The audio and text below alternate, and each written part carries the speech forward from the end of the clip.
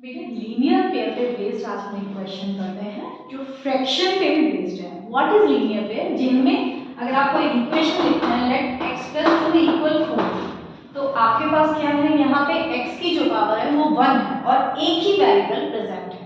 ठीक है, वेरिएबल 2 भी हो सकते हैं बट जो पावर है, अब वेरिएबल्स क्या है, x y z, these are a to z, जितनी भी a to z जितने भी अलजेब्रिक एक्सप्रेशंस है, these are called variable because इनकी जो वैल्यू है वो बदलती रहती है। जैसे यहाँ पे इस इक्वेशन में अगर आप x की वैल्यू निकालोगे तो हमें क्या हो जाएगी 4 - 2 यानी 2, और किसी दूसरी इक्वेशन में x की वैल्यू डिफरेंट होगी, तो these are called वेरिएबल्स। और कांस्टेंट्स क्या है बेटा, 1 2 3, these are कांस्टेंट्स।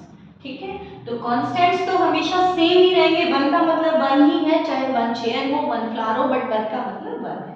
तो हम लीनियर पेयर की जब बात कर रहे हैं यानी जिनमें एक ही वेरिएबल हो, तो उसमें फ्रैक्शन पे बेस्ड क्वेश्चन हम कैसे करेंगे, हम लोग देखो 2/3 ऑफ अ नंबर। अब हमारे पास कोई नंबर है उसका 2/3, तो लेट द नंबर बी,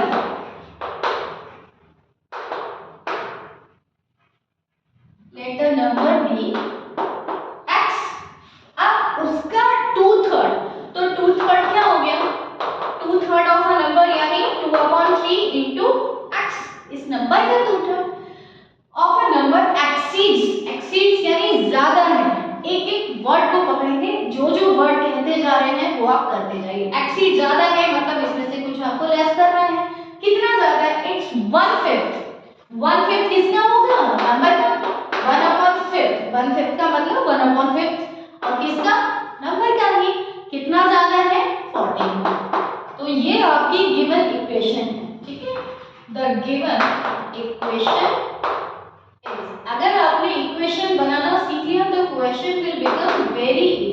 ठीक है, ये आपकी इक्वेशन बनी। अब आप इसको कैसे सॉल्व करेंगे, 2/3 into x है, x के नीचे कुछ नहीं, 1 लिख लीजिए, तो 2 into x it's 2x, 3 into 1 is 3, minus same is here, 1 into x is x and 5 into 1 is 5, understood? now 14। अब यहाँ पे आपको एलसीएम लेना होगा।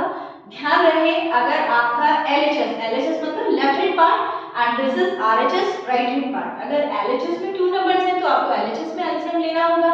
2 और मोर देन 2 भी हो सकते हैं, और RHS में अगर ज्यादा नंबर्स हैं तो वहां लेना होगा, और दोनों में है तो दोनों में लेना होगा।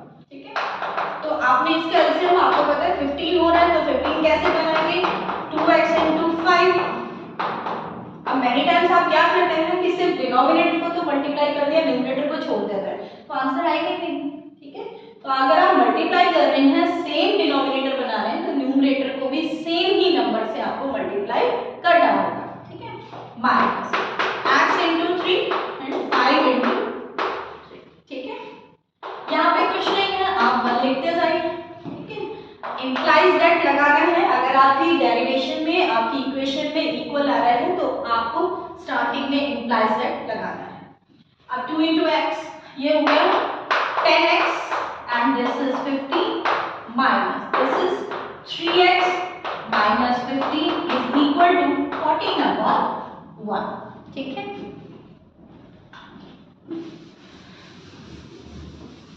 अब क्या करेंगे, आपका डिनोमिनेटर सेम हो गया है एलएचएस पार्ट में, तो 15 ही है, और यहाँ से आपका जो भी न्यूमरेटर है वो आप लिख दीजिए, 10x minus 3x is equal to 14/1।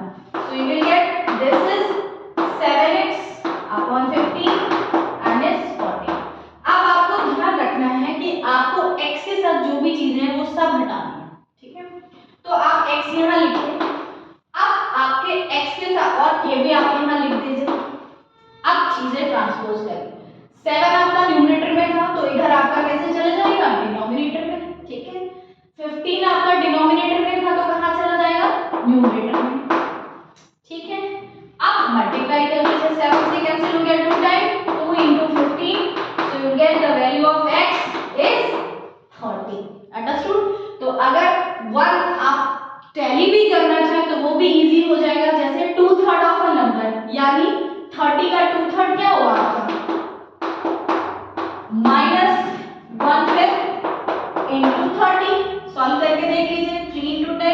ये हो गया 20, 3 10 या 30, 10 into 2 20 माइनस 5 6 तो आप देख ही रहे हैं 14 आ गया, तो RHS आ गया आपका। आप लेफ्ट हैंड साइड में वैल्यू पुट करके देखिए, अगर आपका राइट हैंड साइड आ जाता है तो आपका क्वेश्चन ठीक है। That's it.